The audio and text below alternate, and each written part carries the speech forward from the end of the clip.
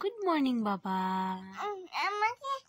এই পেটুতে ঠান্ডা লাগছে, এই পেটুতে কোথায় লাগছে? এই পেটুতে ঠান্ডাটা লাগছে কিন্তু, পেটুতে ঠান্ডা লাগছে কিন্তু, গুড মর্নিং। সোয়েটার পরানো হয়ে গেছে, এবার কে আসবে মার কাছে? কে আসবে? কে আসবে? অংশ আসবে, হাই বলো, হাই বলবে না? আচ্ছা ঠিক আছে। তুমি এখন কি গোলাপি সারারা দিয়ে ডান্স করবে? হ্যাঁ, একটু ডান্স করো তো, একটু গোলাপি সারারা দিয়ে। তাহলে কোন গান দিয়ে ডান্স করবে? বিশাল গান আবার কোন গান? আর বিশাল গান আবার কোন গান? ঠিক করে বলো, কোন গান দিয়ে ডান্স করবে? আচ্ছা, তুমি একটু হাঁটো তো, একটু হাঁটি পাপা করো তো, তোমার ড্রেসটা দেখাই সবাইকে। বাবা, হাগিস বেবি, তুমি কি এখন হয়ে আছো বলো তো? তুমি এখন হাগিস বেবি হয়ে আছো? ইয়ে না মরে, লজ্জা।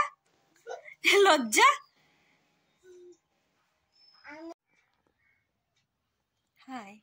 তো চলো বন্ধুরা, আজকেও আমি তোমাদের সামনে কোনো ব্লগ নিয়ে আসিনি। আজকেও এসেছি আমি ছোট্ট করে একটা একটু গল্প করতে, যেটা নাকি আমার একটা খুশির দিন, সেটা আমি তোমাদের সঙ্গে শেয়ার করব। সেটা কেন আমি আজকে ভীষণই খুশি। তো চলো দেখতে থাকো ভিডিওটা, তারপর বলছি। তো দেখেছো, আমার অংশের সঙ্গে আমার কিছু সময় কাটানো, কিছু মুহূর্ত, এই মুহূর্তটার জন্য কিন্তু অপেক্ষা করতে হয়েছিল আমার কতদিন? 10টা মাস আমার অপেক্ষা করতে হয়েছিল। আর সেই দিনটা শুরু হয়েছিল কবে থেকে জানো? সেটাই আজকে আমি তোমাদের সঙ্গে বলতে এসেছি। আজ 12ই জানুয়ারি 2024, ওকে।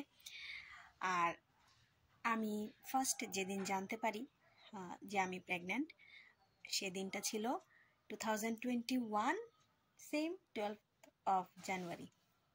তো সেটাই তোমাদের সঙ্গে শেয়ার করার ছিল আমার, কারণ আমি লাস্ট ইয়ার এটা নিয়ে কোনো রকম একটা ব্লগ করতে পারিনি, বা তোমাদের আমি গল্পটা জানাতে পারিনি। এখন দেখো, এখন তো আমার বলতে গেলে তোমরাও আমার ফ্যামিলি মেম্বার্স। তো ফ্যামিলি মেম্বার্সদের সঙ্গে যখন কোনো কথা যদি শেয়ার না করি না, এখন আর ভালো লাগে না। তো এই জন্য লাস্ট ইয়ার বেশি একটা টাইমও পাইনি, যদিও মানুষকে নিয়ে তো বিজিই থাকি জানো। মানুষকে নিয়ে তারপর সংসার তো আছেই, সেটা তো আর বলে লাভ নেই।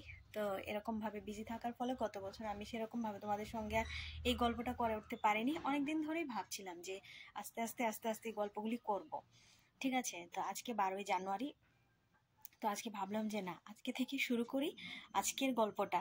যেদিন আমি জানতে পারি যে আমি মা হতে যাচ্ছি, সেই মানে বলতে গেলে সেটা অনেক বড়ই কাহিনী বলতে গেলে।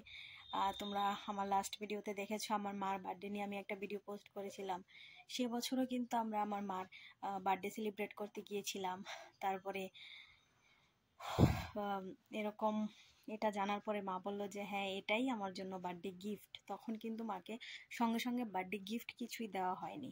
তো তখন মা বলল যে হ্যাঁ, এটাই বার্থডে গিফট। এটা শুনে বা এটা পেয়ে খুব খুশি হলাম। তো এজন্য না আরও বেশি ভালো লাগে। তো আজকে দেখো, দেখতে দেখতে অংশের এই তো সামনে অগাস্ট মাস আসলে 3 বছর হয়ে যাচ্ছে। দেখেছো, দিন কখনো, সময় কখনোই বসে থাকে না। আমরা যতই বসে থাকি, এই যে শীত, আমরা বসে থাকবো, শুয়ে থাকবো, শরীর ভালো না বলবো, এই বলবো সে বলবো, কিন্তু সময়টা কি বসে আছে? সময় বসে নেই বাবা, সময় সময়ের মতো করে চলে যাচ্ছে। সেই ছোট্ট অংশের জন্য অপেক্ষা করছিলাম। ছোট্ট অংশ এলো আমার কোলে, তারপরে এখন অংশ দিনের পর দিন একটা দিন যাচ্ছে একটু বড় হচ্ছে, একটা দিন যাচ্ছে একটু বড় হচ্ছে। সেই ইনফ্যান্সিটা কাটিয়ে তারপরও মানে স্কুলেও ভর্তি করে দেবো আর 2 দিন পরে। ভাবতে কেমন লাগে বলো? সেই জার্নিটা মনে হলে এখনো আমি অবশ্যই তোমাদের সঙ্গে শেয়ার করব। আমার প্রেগন্যান্সি জার্নিটা অবশ্যই তোমাদের সঙ্গে শেয়ার করব। সেই জার্নিটা মনে হলে না, এই যে দেখো, আমার শরীরের পশমগুলি এখনো দাঁড়িয়ে যায় সেই দিনগুলি মনে পড়লে। সেই 10টা মাস আমি কিভাবে কাটিয়েছি, কত বড় অসুস্থতা থেকে আমি উঠেছি, মানে কি বলবো। যার জন্য অংশের বাবা কিন্তু খুবই বেশি পজিটিভ। ওর সন্তান নিয়ে সবাই পজিটিভ থাকে, কিন্তু কিন্তু আমার অংশের মানে আমার যে প্রেগন্যান্সি জার্নিটা সেটা যদি আমি তোমাদের সঙ্গে কোনো দিন পারি আমি অবশ্যই শেয়ার করব। তারপর তোমরা শুনলে তোমরাও বলবে যে হ্যাঁ ঠিকই, পজিটিভ থাকারই কথা, অনেক বেশি পজিটিভনেসটা আসারই কথা। তো আজকে আমি তোমাদের সঙ্গে এই গল্পটাই করতে এসেছি। অনেকদিন ধরেই ভাবছিলাম। আর দেখেছো আমার অংশ কত দুষ্টামি করে, এখন কত কথা বলে, সারাদিন শুধু দুষ্টামি দুষ্টামি দুষ্টামি কথাবার্তা, এই দৌড়েই চলেছে। ওর সঙ্গে মাইন্ডসেট থাকতে হবে যে আমি একটা বাচ্চা নিয়ে আছি, তার সঙ্গে যদি আমি বাচ্চার মতো না হয়ে চলাফেরা করি তাহলে সে কোনো দিন তোমাকে ভালোবাসবে না, কোনো দিন তোমাকে ভালোবাসতে যাবে না। অতিরিক্ত শাসনে বা অতিরিক্ত স্ট্রিক্টনেসে কিন্তু বাচ্চারা উদ্ভট হয়ে যায়। এজন্য মানে কি বলবো, আমি ভাষায় মানে আমি প্রকাশ করতে পারছি না। বাট চলছি আমার অংশের সঙ্গে, আমার ভরসা, আমার আশা ভরসা সবই আমার অংশী, চলছি। মানে আমি ভাবি এক এক সময় আগে যে আমি আমার 3 বোনের মধ্যে আমি সবচেয়ে বেশি অসুস্থ থাকতাম, জানো, সবচেয়ে বেশি অসুস্থ আমি থাকতাম। এখন আমি নিজেকে অসুস্থ মনে করার টাইম নেই আমার, আমি নিজেকে অসুস্থ মনে করার টাইম নেই। এখন আমি অসুস্থ হলেও ডাক্তারের কাছে যাব এ কথা ভাবলে আমার মাথার মানে তার ছিঁড়ে যায়। আমি ডাক্তারের কাছে যেতে আমি একদমই রাজি না। আমি ভগবানের কাছে সবসময় চাই সবাই যেন ভালো থাকে, সুস্থ থাকে, ডাক্তারের কাছে যেন আমার যেতে কোনোদিনও না হয়। এই পাটা নিয়ে আমি ভীষণ ফ্যাসাদে ফেসে গিয়ে কিন্তু আমি ডাক্তারের কাছে আমার যেতে হয়েছে। আর এরকম একটা ঘটনা ঘটেছে, বলে না টিকটিকি ডাকলে সত্যি হয়, আসলে সত্যি আমি আমার মনের কথাটা বললাম। আমি সবসময় বলি তোমাদের, আমার ডাক্তার আর ঔষধ আমি একদম মানে বলতে গেলে আমি ঘেন্না করি, এরকম অবস্থা আমার লাগে। আমার শুধু ভালো থাকুক। আর যার জন্য ওর বাবা কিন্তু আমাকে ঘর থেকে বের করে না শুধুমাত্র এই কারণে ওর যেন কোনো রকম ডাক্তার ওষুধ পাতি এসব সমস্ত কিছুর দরকার না হয়। বাচ্চাদের একটু সময় লাগে কিন্তু অতিরিক্ত না।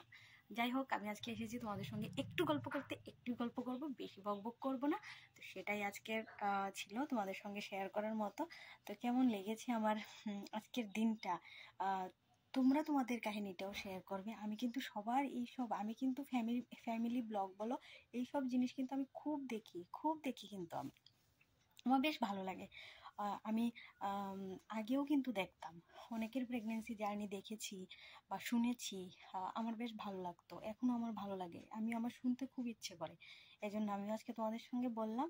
এই 12 জানুয়ারি দিনটা সেই সকালবেলা এখনও যেন খুবই বেশি মানে কি বলবো, একদম ক্রিস্টাল ক্লিয়ার এখন আমার চোখের সামনে সবটা ব্যাপার, এরকম আর কি। তো চলো আর বেশি বকবক না করে ভিডিওটা এখানেই এন্ড করি। টাটা, সবাই ভালো থেকো, দেখা হচ্ছে আবার একটা নতুন ভিডিওতে, বাই।